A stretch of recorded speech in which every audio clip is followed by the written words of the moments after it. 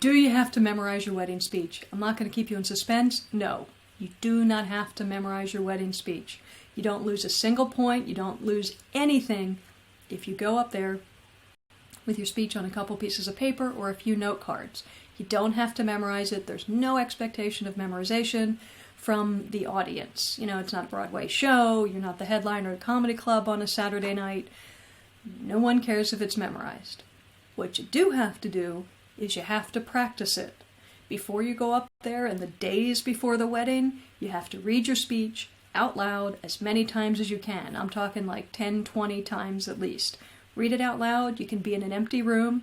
But what you're doing when you read it out loud is, one, all that repetition is going to start locking it into your brain. Every time you read it out loud, you'll find little tweaks and little things, little ways you want to change it to make it come more smoothly out of your mouth, and that's going to make it better.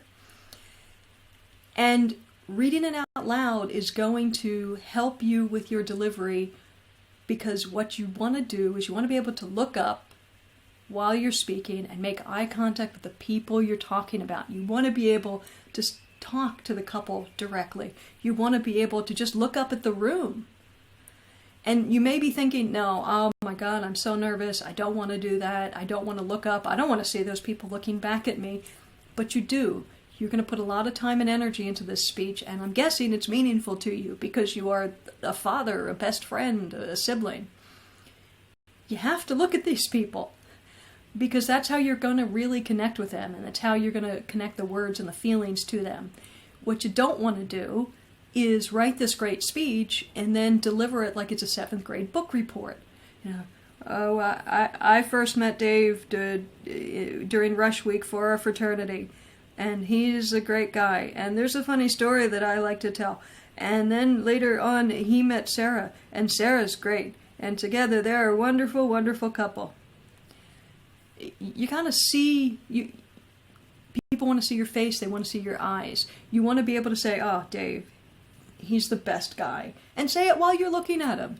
And when you talk about Sarah, his wife, or whoever it is that you're talking about, look at her, make eye contact with her. Because, by the way, that's not only going to make a difference for that afternoon or that evening for the reception, that's going to make a difference. Look, you want your best friend's wife to like you. So when you pay her a compliment and you look her in the eye, when you say it and you're saying it in front of all those witnesses, she's going to believe you.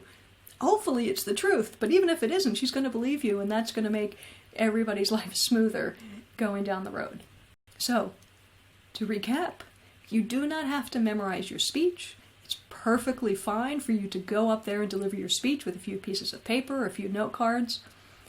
But you do have to practice your speech so that you have it kind of half memorized, maybe 75%, so that you're able to look up from your speech and make eye contact with the people you're talking about, and to make eye contact with the room, so that you're really connecting and you're really having a moment with everybody.